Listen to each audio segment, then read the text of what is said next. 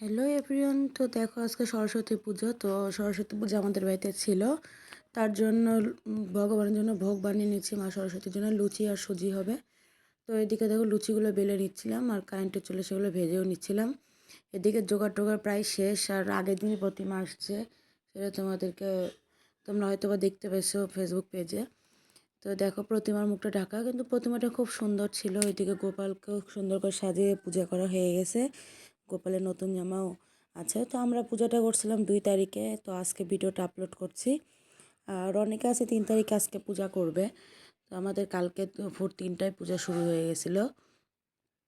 তারপর আমি ফলগুলো আমান করে রাখছিলাম, এগুলো ফল সব আমানি করে নিয়ে সাজিয়ে রাখছিলাম, যে পূজার সময় হয়ে গেছে সব কিছু রেডি করে রাখি। আর এদিকে বিজয় সুন্দর করে ঠাকুর সাজাচ্ছিল, আর সুন্দর করে মালা টালা পরিয়ে একদম গুছিয়ে দিচ্ছে। তো দেখো মা সরস্বতীকে কত সুন্দর লাগছে দেখতে, খুব সুন্দর করে সাজিয়ে নিয়েছে মা সরস্বতীকে, একদম মানে খুব সুন্দর লাগছিল দেখতে। তারপরে আমি সুজিটাও বানিয়ে নেব, সুজিটা বানানো হয়েছিল না, ওই জন্য সুজিটাও বানিয়ে নিচ্ছি। সুজিটা ভালো করে দুধ দিয়ে জাল দিচ্ছি, আগে ঘি দিয়ে ভেজে নিয়েছিলাম লাল করে, তারপরে এখন দুধ চিনি একসাথে দিচ্ছি। আর ভিডিওটা মনি করছিল, তো মনিকে বলেছিলাম ভিডিওটা তুই করে দে, ওই জন্য আর কি করে দিচ্ছিল। আর রান্নাঘরে মা বানাচ্ছিল টক।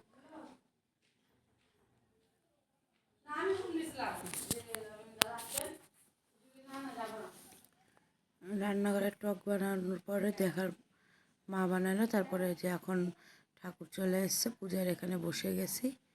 তো দেখো ঠাকুরের পূজা শুরু হয়ে গেছে খুব সুন্দরভাবে।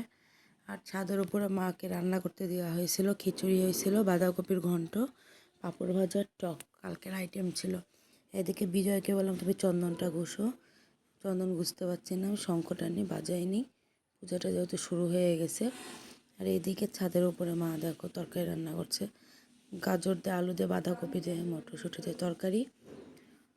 তো মাখাটা ভালোই ধরেছিল জন্য রান্নাটা হয়েছিল, যেহেতু গ্যাসে তো সম্ভব না রান্না করা, যদি লাইনের গ্যাস হতো তাহলে করা যেত। আর এদিকে সাগরদা পূজা করছিল, পঞ্চবটী ঠাকুর সবাই চিনো আশা করি, যারা যারা আমার রাজশাহীর মধ্যে আছো, রাজশাহীর তালাইমারি হোক, বাজার সাইড হোক, সবাই চিনে।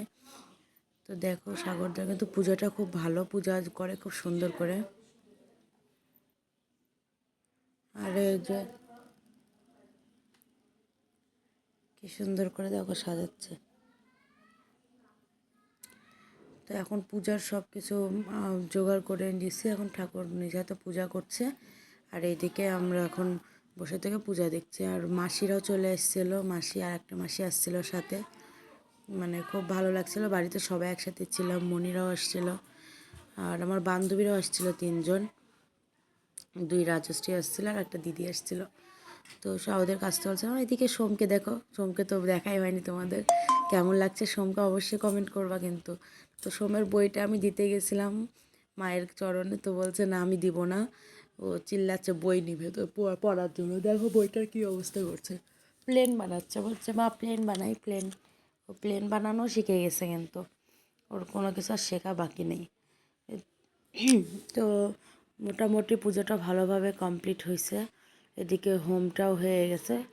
তো এরপরে দেখো যে প্রসাদের সব কিছুই করা, বিজয়কে প্রসাদ টোসাদ দিয়ে দিচ্ছি সবাইকেই, যে তোমরা প্রসাদটা নিয়ে নাও। চাল কলাও মাখিয়ে নিয়েছিলাম সুন্দর করে, তারপর সব কিছু প্রসাদ করে নিছি। তারপরে সবাইকে গিয়ে প্রসাদটা দিয়ে দেব। তো এই ভিডিওটা কার কার ভালো লাগলো অবশ্যই কমেন্ট করবা, করতে ভুলবা না। আর সরি, আগে হোমটা শেষ দেখিয়ে দিয়েছি আমি। এদিকে দেখো হোমের ভিডিওটা পরে অ্যাড করেছি, তোমরা দেখতে পারো যে হোমটা কিভাবে করেছে। হোমটা কিন্তু খুব সুন্দর হয়েছিল, যত আগুন হলে তত হোম ভালো হয়, তাই আমি হোমটা সুন্দর করে ভিডিওটা পরে দিয়েছি।